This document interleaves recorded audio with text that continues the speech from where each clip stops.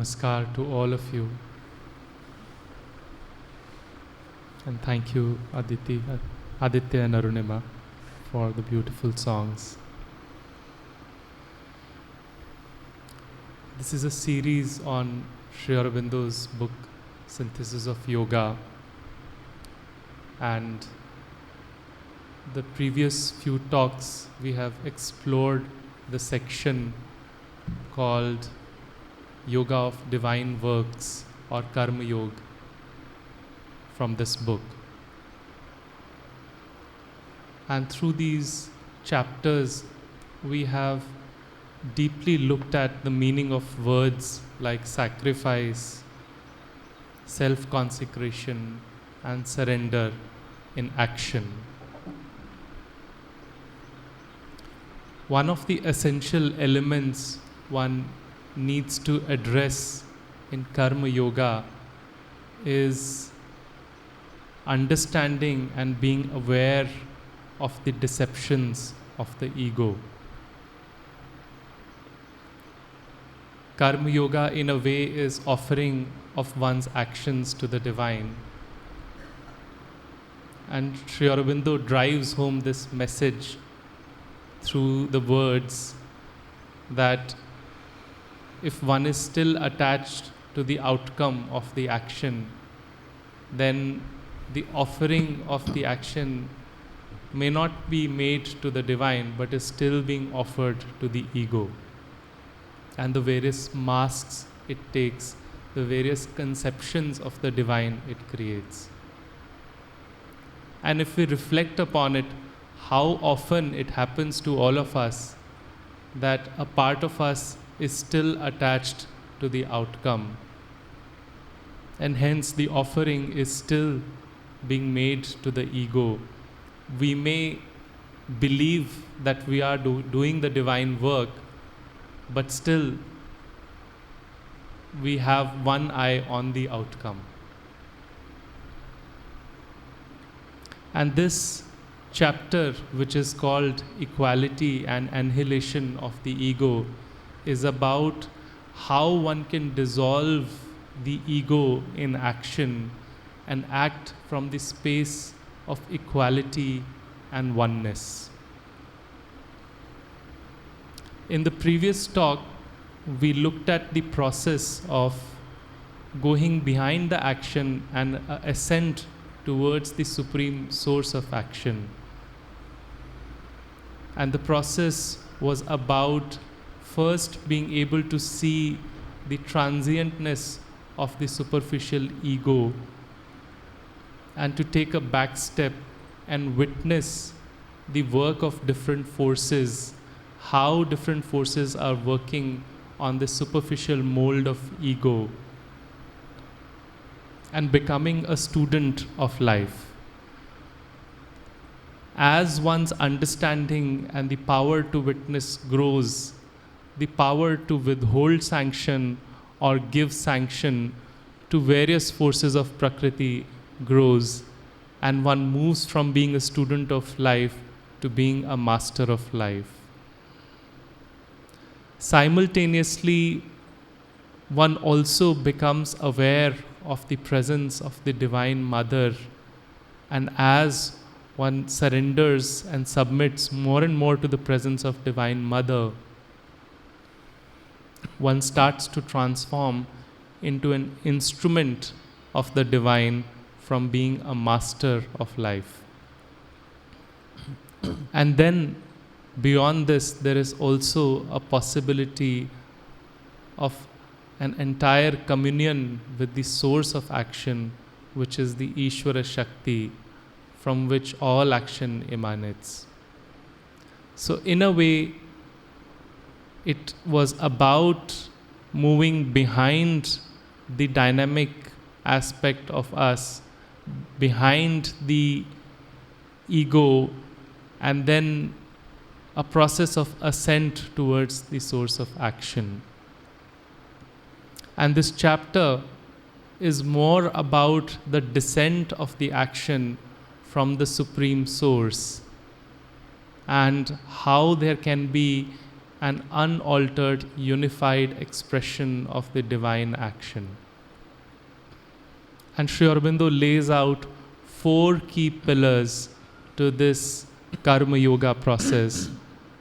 The first pillar being self-consecration, the second being equality, the third, effacement of the ego, and fourth, transformative action towards the nature or prakriti. Let's look at each of them one by one, starting with self-consecration.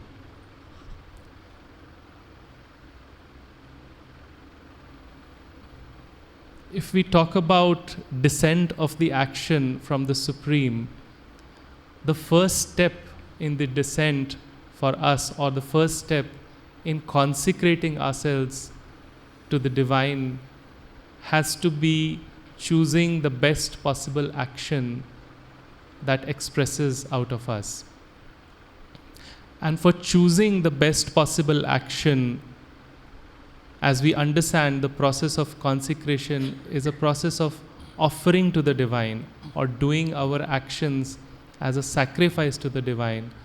So before making the choice, there has to be an acknowledgement of the law of sacrifice, an acknowledgement of the fact that divine throws its sacrifice into this world in form of a divine soul seated in all of us, which harmonizes, balances, and guides us every moment. That is the first sacrifice, or the sacrificial power of the divine in this world. So the choice of the action starts from an acknowledgement and a gratitude towards this sacrificial power. And when we seek guidance on what is the best action we do, we have to move from the space of what is best I can do to the space of what best can be done. So seeking a deeper guidance, or seeking the best possible light that we can perceive within our system. And depending on the stage of our evolution or the state of our being in that moment, that guidance may come from our sense of duty, or sense of what is good for everyone, or an ideological sense of good or bad, or from the presence of a guru or a true master in our life, or from a direct connection with the inner divine guide. It could be any of these, but it has to be a best possible choice of action emanating from the best possible light within us. And then the action has to be offered to the divine with a spirit of worship. And the spirit of worship is important because our heart has to come into it. Sri Aurobindo defined the spirit of worship in the previous chapter again into 3 steps. The first step being a longing for a oneness with the divine, and then bringing with it a symbolism of its outward expression and a consecration of our instruments in that expression. So that spirit of worship needs to come in our offering of the action. So it is a best possible choice of action, acknowledging the sacrifice of the divine, done as an offering to the Supreme Lord with a spirit of worship. And how it translates into our practical day-to-day life is also important to understand. It is easier to practice when we initiate an action, to remember the Lord, to remember the Lord's presence, to clear ourselves and be in touch with our aspiration or the true purpose with which we are moving forward in a particular action. So it starts with an offering at the time of the initiation, and it can be perpetuated during the action by having a clear plan. Because Lord Krishna says in Srimad Bhagavad Gita that those who seek success, I am in the plan, so worship the plan. So when our plan carries the true purpose of the action, and through execution of the plan, we are in touch with the essence of what we are taking forward, then the offering can be perpetuated or maintained even during the process of action. And then at the closure of action lies a bigger challenge for us, because depending on the varying degree of sincerity and consciousness that we practice the action with, we all develop to certain degree some entanglements with the action, a certain degree of entanglement with the outcome, with the fruits of the actions. At that moment, it is important to bring in the power of non-judgment, the power of self-reflection, which is much more than an intellectual understanding, but a power to reflect and a power to exercise a digestion of the action and the fruits of the actions through the samavayu in our belly. And through that process, prepare the action, prepare the fruit of action to be offered to the divine.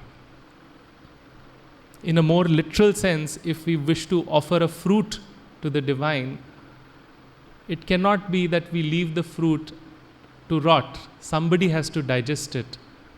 So in the same fashion, the fruits and the outcomes of our action need to be prepared through a process of self-reflection. In simple terms, when a person at the end of the day sits down to write a diary and reflects upon their actions and digests every event of the day, that is in a way an opportunity to disentangle and offer our actions to the divine. And when we do that, it in a way the divine comes in and compensates for a lot of imperfections that we carry in our actions. And it truly brings in that perfection, and for the next day to bring in more sincerity and more spirit of worship into our action. So this is about the self-consecration process, and obviously it doesn't happen in one day, but once the person grows on this path of self-consecration, eventually there comes a point that it is the divine will or the divine mother which takes over our action. And then there may be no need for this process of offering, because it is the divine which acts through us in every moment. But until then, there has to be an understanding that the fruit belongs to the divine, the action belongs to the divine. And as we practice this loveful detachment from the fruit of the actions, from the outcomes, it brings it to the second quality, which is the quality of equality, the second pillar of surrender to the divine in Karma Yoga, which is equality. And Sri Aurobindo describes equality as the renunciation of attachment to the work and its fruit is the beginning of a wide movement towards an absolute equality in the mind and soul, which becomes all-enveloping if we are to be perfect in the spirit. So when we renounce the attachment to the work and its fruit, it frees us and it expands us. It brings in the capacity to perceive the divine within us and the divine work and action in all of us. So it is a widening of our being from a loveful detachment. And this divine presence may be more revealed in some and may be less revealed in some. It may be distorted in some and more clear and unified in others. But the fact is that this divine is equally present in one and all. And the process of equality is about being able to see this divine presence equally in all. As we started with Sri Aurobindo's words that if we are still attached to the outcome, the offering is still being made to the ego. Same way Sri Aurobindo says that if we have not equality, then we are still pursued by ignorance. And in process, we may reject one form of imperfection in a state of inequality and ignorance and choose to build another new form of imperfection. Whereas if we are in the space of equality, we embrace imperfections and build and allow it to transform into greater and greater forms of perfections. This equality is not something which is a kind of an indifference where we do not appreciate the differences between things and people, but actually it is an equality where there is an absolute opening up to even a more accurate appreciation of the differences between every happening, every individual and every event, and to be able to see the uniqueness of every moment. And at the same time, to be able to trust the divine hand behind every act, every event, and every being. To be able to trust the divine necessity and the divine purpose behind every movement and action.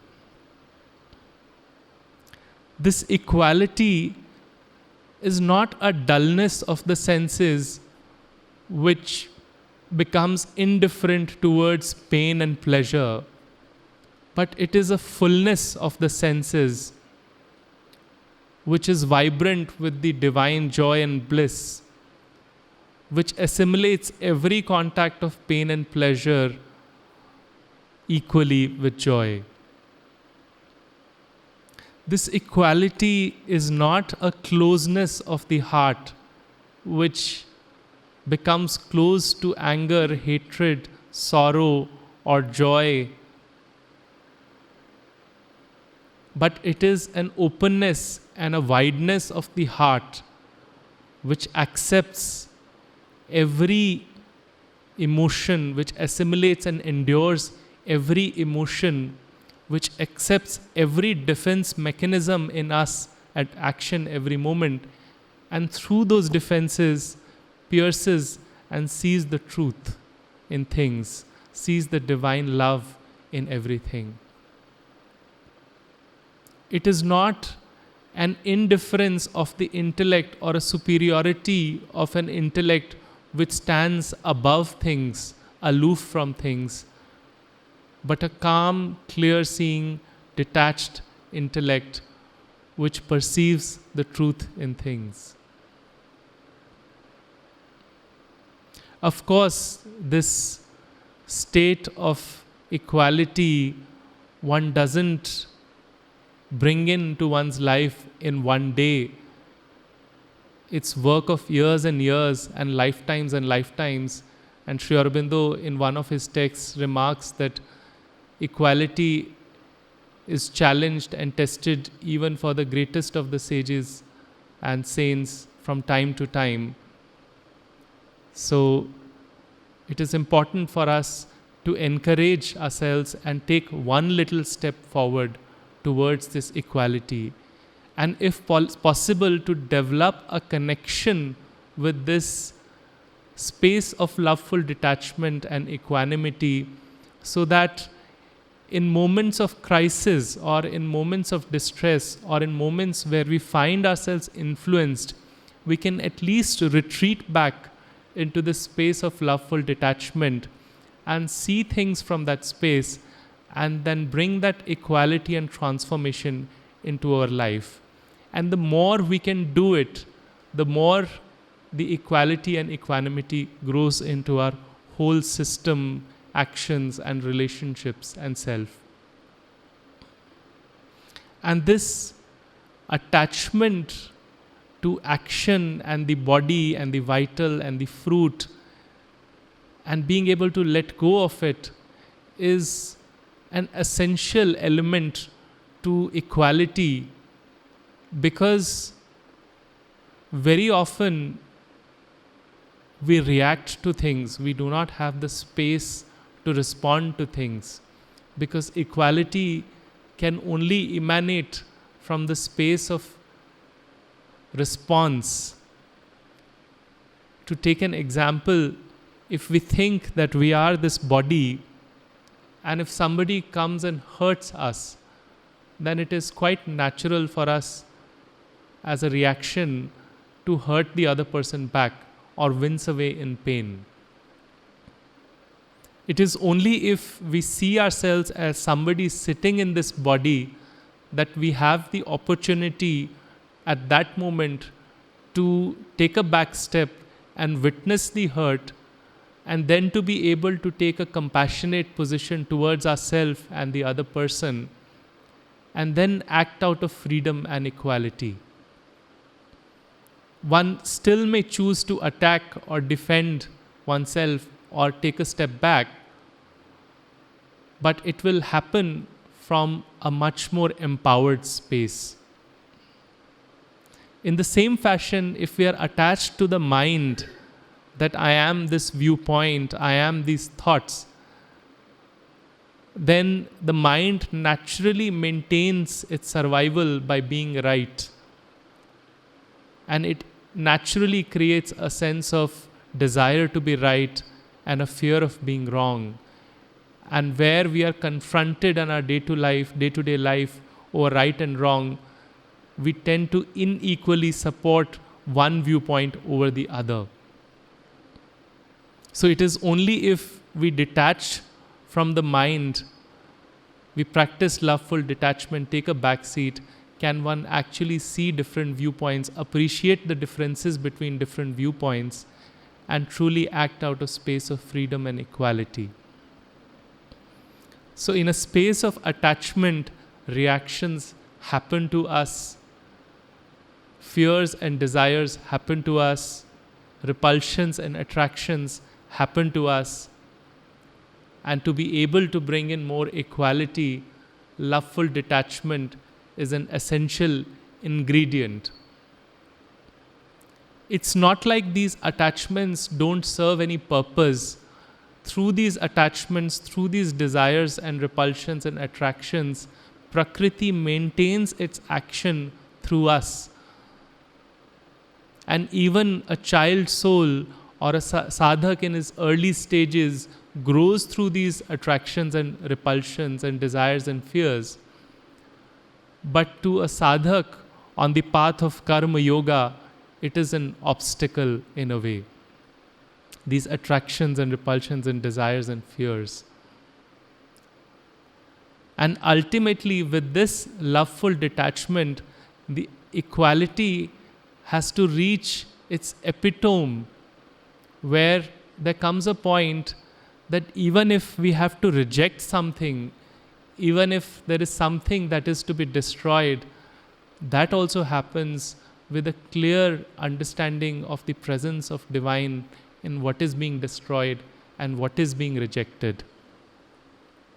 Sri Aurobindo describes this as in the God nature to which we have to rise, there can be an adamantine, so there can be a full assertion, even a destructive severity, the Rudra which destroys, but not hatred, a divine irony but not scorn, a calm, clear-seeing and forceful rejection, but not repulsion and dislike. Even what we have to destroy, we must not abhor or fail to recognize as a disguised and temporary movement of the eternal. So it has to be a calm, clear-seeing and forceful rejection, a destructive severity, but not hatred. And whatever we destroy, we see the divine presence, a temporary movement, transient movement of divine in that as well. The next question that emerges is that how does one take a step forward towards developing this equality in our being? And as a first step, Sri Aurobindo calls out for choosing endurance. It is when we choose to endure contacts upon us, we are constantly being impacted by forces, some of which we have the capacity to assimilate, but forces which are much stronger than us. So it is when an individual soul chooses to endure, chooses to suffer these contacts, accept these contacts, assimilate these contacts, and then master and conquer, is when the equality starts to develop in us. Because in those moments, one develops a capacity, or when we say to ourselves that I choose to suffer, I choose to endure this and not run away from this, our being divides into two. One part of us in that moment is the one which is suffering the situation, and there is a part of us which stands behind as a witness and says, I am witnessing all this and not getting impacted. And from this witness position, there is a power, there is an awareness which has, to a certain degree, the power of the soul, which can transform and assimilate many of these contacts. And in those situations, we choose to suffer the duality of pain and pleasure. We choose to suffer the duality of anger, hatred, and affection. And even to the degree we choose to equally suffer the assault of the asuric forces and the divine pressure. This is a very beautiful point to which Sri Aurobindo takes us, which is to be able to equally suffer the duality of the asuric forces and the divine contact, and not being influenced and getting attracted to the divine and repulsed by the asuric forces. As Sri Aurobindo pointed out, that even if the asuric forces are to be rejected, there has to be a destructive severity. Even in the asuric forces, we see the divine hand or the temporary movement of the divine in them. So one takes up the position of the witness and suffers all these contacts. And here Sri Aurobindo again balances this self-reliant endurer, which feels that by taking the witness position, I can assimilate strong contacts. He balances it with also an attitude of a devotee, an attitude of a God-loving person who resigns to the divine. The witness who says to the divine, please help me in this moment of suffering. So on one end, being courageous and suffering and facing every contact, and in the same moment also taking up the position of a devotee who resigns and seeks for help from the divine.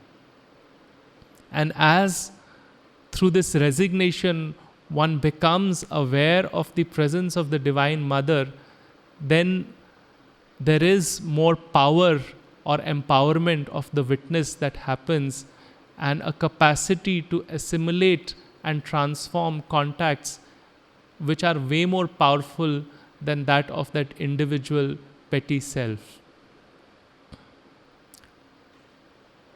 So the process of equality starts with the phase of endurance and resignation, and as one progresses on this endurance and resignation path, one moves to the next stage where one, from a space of taking a backseat, moves to a space of being above the action, a calm superiority where one reaches closer to the divine and sits above the forces, not impacted by the forces.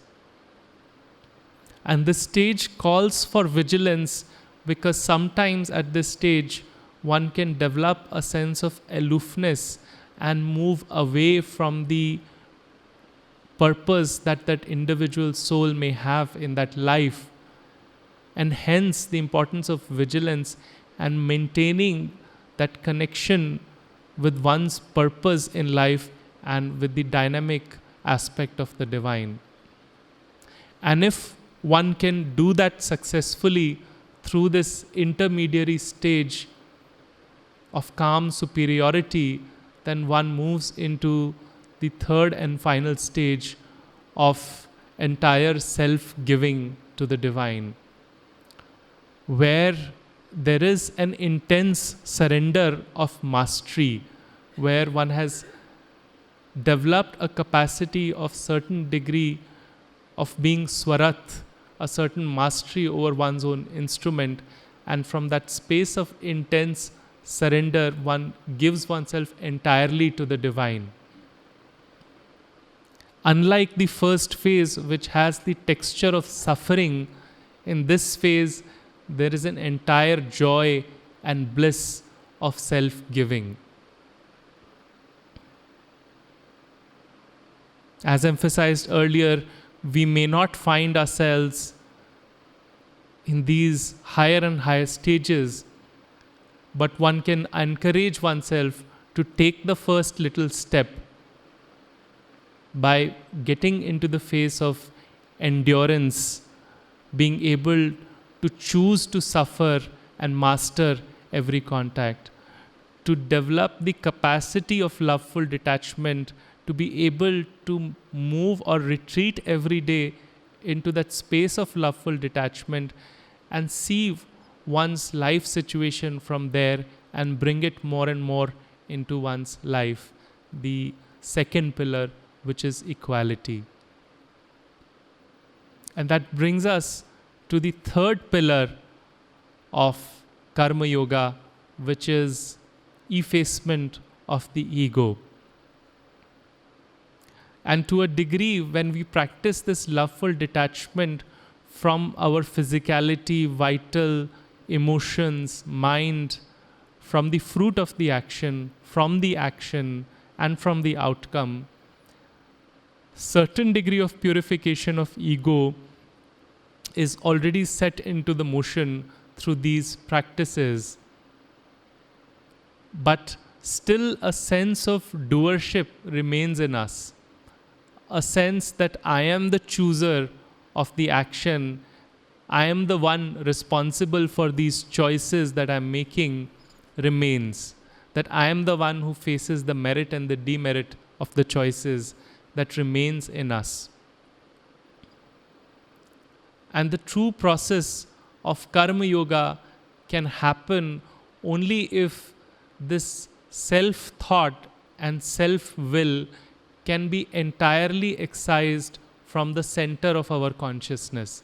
It may stay at the periphery as a form, but it needs to be completely excised from the center of the consciousness. And hence, at certain point, the sense of doership also needs to go. But here again, Sri Aurobindo emphasizes that this step calls in for a lot of sincerity, because very often in the name of giving up doership, one sometimes gives up into the hands of dark forces. One lands up in inertia that I am not the doer and divine is doing everything for me. So it is important at those moments to practice utmost vigilance, to again take back that witness position, to accept oneself, and to be able to accept every defense mechanism around us and see very clearly that what is in action in us. Is it the falsehood? Is it the inertia? Or is it truly the Divine Mother which is acting through us? One has to be able to see the very initiation of action emanating. One has to be able to feel that the action is actually being initiated from the Ishvara Shakti and being perpetuated by the divine will and the divine Ananda. So this is the third pillar of Karma Yoga, which is effacement of the ego. And the fourth pillar is transformative action of the nature. Here, Sri Aurobindo describes the three modes of nature, which is the next chapter. We're going to explore that in more detail in the next chapter. But to share a brief, this fourth pillar starts with witnessing the action of the three forces, how they are constantly molding our action, the three forces of nature being tamas, which is inertia, how it sets into us, rajas, which is ambition, how it makes us do things, and sattva, how the purity and compassion and the light of the divine truth molds our action in day-to-day life. And from witnessing these three forces, the step 2 is to subdue the action of the tamas and rajas within us and increase the sattvic component. And then the third step is not getting stuck in the sattvic component, but being able to offer all the three to the Supreme and allowing the three to transform into the divine counterparts. The tamas inertia transforming into conscious relaxation. The rajas or the ambition transforming into divine passion for progress. And the narrow sattvikta, or one may say the prakash of the diya, transforming into an actual flame or the actual truth, which is not narrow and fixed and rigid, but an all-encompassing and all-enveloping truth or light of the divine.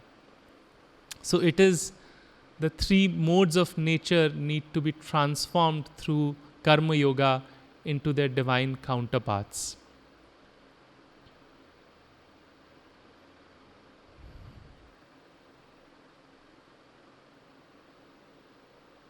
So to summarize, we looked at the process of Karma Yoga and the 4 pillars, this chapter being in a way a summary of many of the previous chapters, looking at the process of self-consecration once again, that how one can choose the best possible action from the space of acknowledgement of the divine sacrifice, the divine soul, and the best possible light one can see within, perceive within oneself, and then doing the action as an offering to the divine with the spirit of worship through the initiation of action, through the perpetuation of action, and at the closure of action. Next, we looked at the second step, or second pillar, which is equality, how this equality is not an indifference, but a vibrant, joyful, open, wide movement of an equal acceptance of the divine presence within all. And this happens through the process of loveful detachment and endurance and resignation, a calm superiority intermediate stage, and ultimately the master intense surrender or an entire self-giving. Then the third pillar we looked at is effacement of the ego, or complete excision of the self-will and self-thought from the center of the consciousness, which means ultimately to be able to let go of doership and truly feel the Divine Mother's action and how it initiates and perpetuates every action through all of us. And lastly, the fourth pillar, which is transformation of the three modes of nature through action. I end with few lines from this chapter. The ripened soul does not condemn, but seeks to understand. Sri Aurobindo describes how a sadhak, when it grows, the soul ripens through all this suffering and endurance. The ripened soul does not condemn, but seeks to understand and master. Does not cry out, but accepts or toils to improve and perfect. So the intellect of the ripened soul does not condemn, but seeks to understand different points of view and master. The heart does not cry out, but accepts or toils to improve and perfect. And the ripened soul does not revolt inwardly, but labors to obey and fulfill and transfigure. So the ripened soul does not move away from the difficult choices.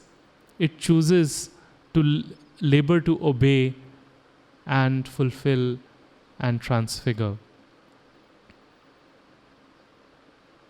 Thank you.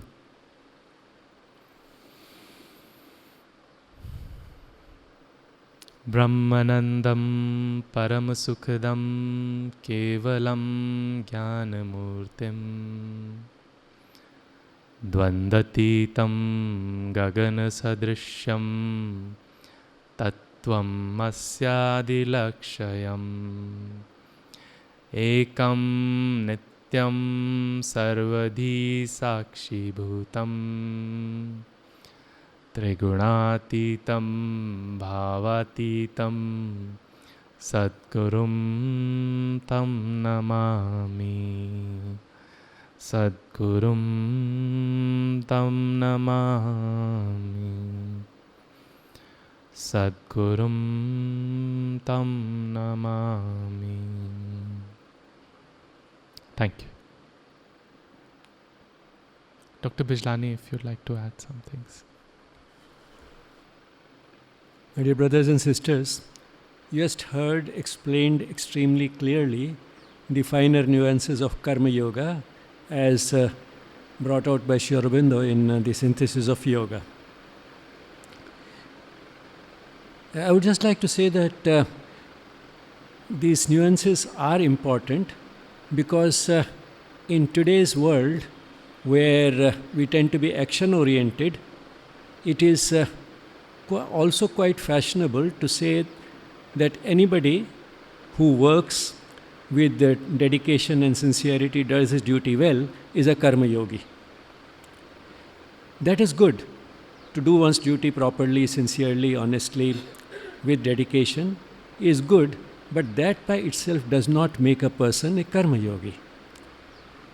That has finer nuances which have been brought out today, and one of the sources of misunderstanding is that one tends to view the principal message of the Gita as action, and for that There's a tendency to quote that well-known verse from the second chapter that karmaneva adhikaraste ma phaleshu kadachana, that we have a right to the action but not to the fruit. Now, this is considered the sort of principal message of the Gita, and since the Gita emphasizes action without attachment to the fruit, if one is performing his duty without attachment to the fruit or without expecting any reward, that person is considered a karma yogi. Firstly, this itself is to some extent a mistranslation. That is, not to expect any fruit. The difference between not expecting a fruit and not being attached to the fruit. And also the word adhikara. Adhikara is not right, strictly speaking, is entitlement in this context. Now, therefore, what's important is to understand these finer nuances and also why that is important. One might say, why is it important at all? Is it not enough to perform one's duty well and with dedication and sincerity? And what is the harm in calling such a person a karma yogi? Well, there's no harm, but we have to be clear that that is something which comes from the mental level. It's at the mental level that we can think that it is nice to do one's duty properly, sincerely, with dedication and so on. That can come from the mental level. The yoga goes beyond the mental level. And what difference does it make?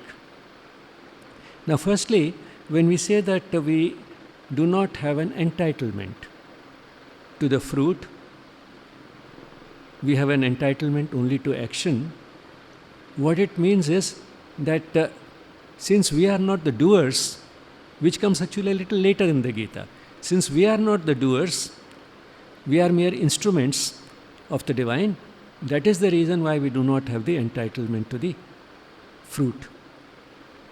Now, entitlement to action, that again is not just an entitlement, it is also a privilege. Because the divine is not short of instruments. It's our privilege that we have been given the ability and the circumstances to do the action. And when it comes to expectation of a fruit, which means expecting that action A will lead to action B, the Gita does not say that do not have any such expectation. Using one's mind, using the intellect to predict a certain type of outcome from an action is not what is prohibited. What is prohibited, or what is sort of not desirable, is that we should not be attached to the outcome, so that if the outcome turns out to be just the opposite of what we had predicted, we can accept that also with equal delight. That is what is important. Because any thinking person will expect a certain type of outcome as a result of an action. And there is no harm in that. But the person is expecting it. In fact, the person initiates the action with the idea that this action will lead to this particular outcome, and that is why the person initiates the action. And there's nothing wrong with that association. That intellect has been given to us by the divine, and that is why, to ensure certain types of outcome, we initiate certain types of actions. And the only thing is that since we are only the instruments in the hands of the divine, we should not be attached to the outcome, and if the outcome turns out to be just the opposite of what we had expected, that also should be equally acceptable to us. Now, all this, these finer nuances require knowledge, and that is some of the knowledge has been given today, which means that karma yoga by itself cannot proceed just from action, or even action done with full dedication and interest. It also needs additional knowledge, and that's why that knowledge is important. Now, if it's only the combination of action done or one's duty done properly with dedication in light of a certain type of knowledge, that in fact will then make it dead serious business. That will make it dead serious business. It will also make it rather insipid and boring, and since there are also likely to be some difficulties and hurdles involved in the work, one may not have enough enthusiasm in spite of the knowledge and in spite of the dedication to do the work. Now, what is it that makes that possible? That makes it possible when we do it out of devotion to the divine. Being grateful to the divine for having chosen me as the instrument, and then with that dedication, with that devotion, that I have to offer it to the divine. And therefore, I should put my heart and soul into the work. I should overcome any difficulties and hurdles involved also. And that is what adds that force, the force of the highest form of the vital. So the vital also becomes a collaborator in the process. So, which means that our duty done properly actually becomes karma yoga when it is enlightened by the type of knowledge that is necessary, and also lubricated and energized by devotion. And that is how, in fact, it's always the triune when it comes together that we achieve the full combination which makes an action a yogic action.